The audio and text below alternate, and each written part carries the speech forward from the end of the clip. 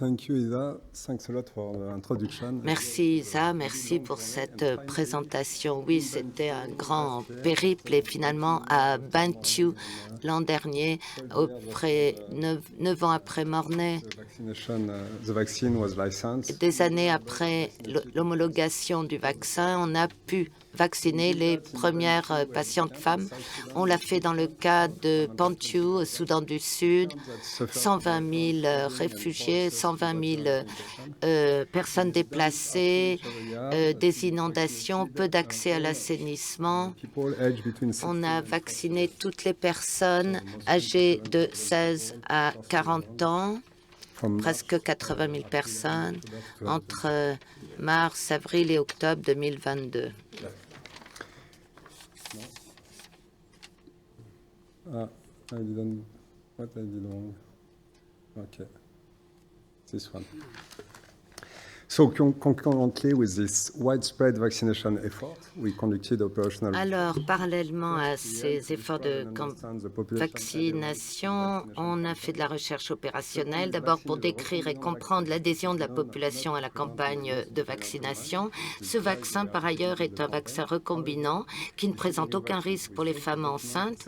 Voilà pourquoi on l'a inclus dans la campagne. Mais comme c'est un nouveau vaccin, on voulait documenter sa tolérance chez les femmes enceintes. C'est important pour deux raisons. D'abord, à cause du fort risque de contracter l'hépatite C. Et puis, si on les exclut sans les tester, il faut exclure toutes les femmes en âge de reproduction. Et enfin, le vaccin a démontré une efficacité dans ces essais cliniques conduits en Chine, efficacité évaluée après 3 doses et après 2 doses. Et on a cherché à évaluer l'efficacité du vaccin dans le contexte du Sud-Soudan, notamment en réponse à une épidémie suite à l'administration de 2 doses. Je vais vous présenter nos résultats. D'abord, la première question sur la couverture vaccinale. Bonne couverture après une dose de vaccin écolin et pas de cas d'événements indésirables. Pas de différence significative dans la couverture après cette dose entre les femmes enceintes et non enceintes. L'acceptation. On a discuté en groupe, les participants connaissaient la maladie, l'avaient expérimenté directement ou indirectement par leurs proches. La maladie était perçue comme étant grave chez les femmes enceintes, également chez les enfants et chez les personnes âgées. Forte acceptabilité du vaccin, la confiance dans ceux qui administrent le vaccin.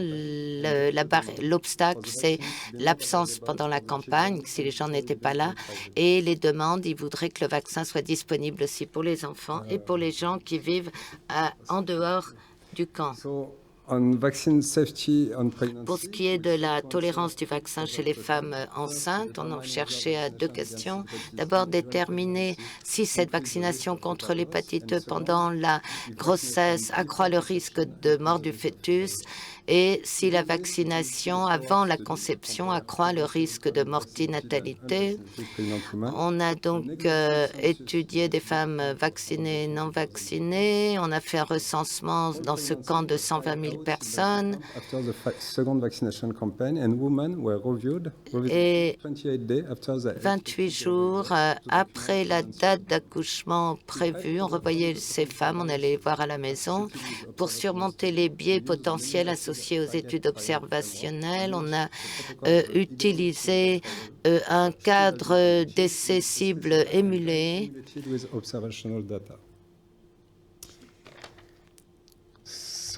Avec ajout de données observationnelles. Le risque de perte du fœtus entre les femmes vaccinées pendant leur grossesse ou vaccinées avant la conception. Je vous laisse lire les résultats à l'écran.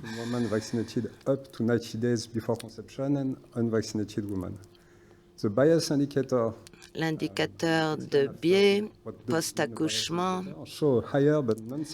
montre un risque plus élevé mais non significatif chez les femmes vaccinées, qui montre qu'il n'y a pas de biais ou que s'il y a un biais, il a augmenté artificiellement le risque chez les femmes vaccinées.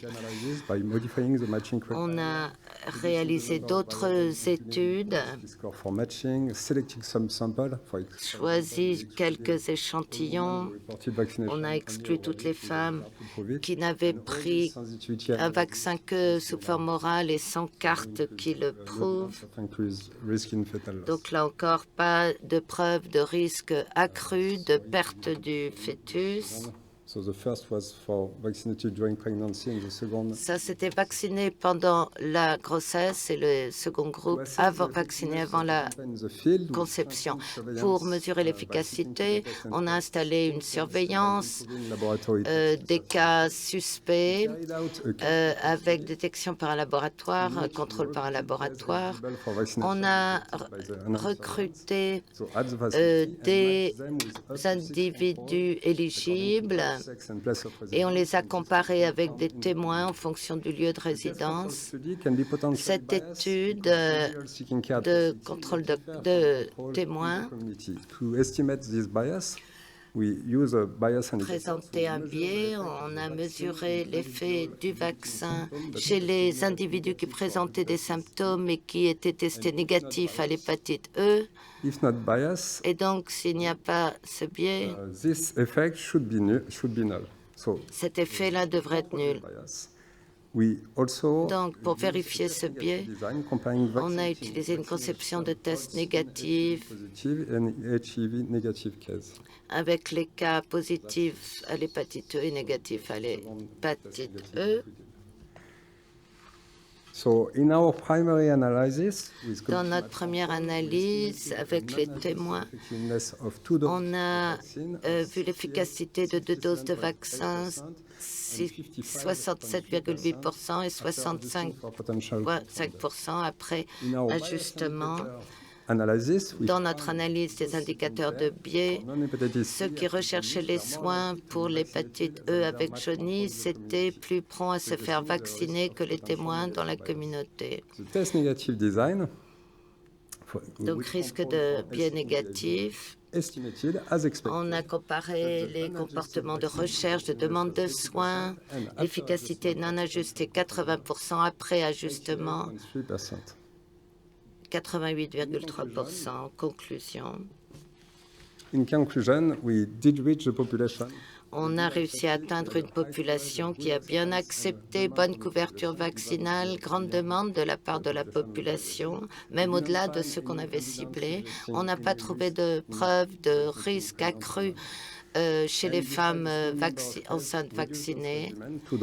Et on a réduit le régime, 2 doses, donc 2 doses semblent être suffisantes pour protéger cette population. Je remercie le ministère de la Santé du Soudan du Sud, formidable partenaire, l'OMS aussi qui nous a beaucoup aidés dans cette aventure. Je remercie tous les personnels de MSF qui ont participé à ces études observationnelles. Ils étaient nombreux. Merci à la communauté de Bentiu et grand merci à Robin Nasbin, principal investigateur. Qui ne peut malheureusement pas être là aujourd'hui, dû à un heureux événement. C'était Robin qui a mené la plupart de ces études, qui était principal investigateur. Et je veux aussi remercier encore Isa et Andrew, parce que ça a été vraiment un long combat, on va dire, pour en arriver là aujourd'hui. Je suis vraiment très fier de pouvoir vous dire aujourd'hui qu'on a pu vacciner et mesurer cette vaccination. Voilà.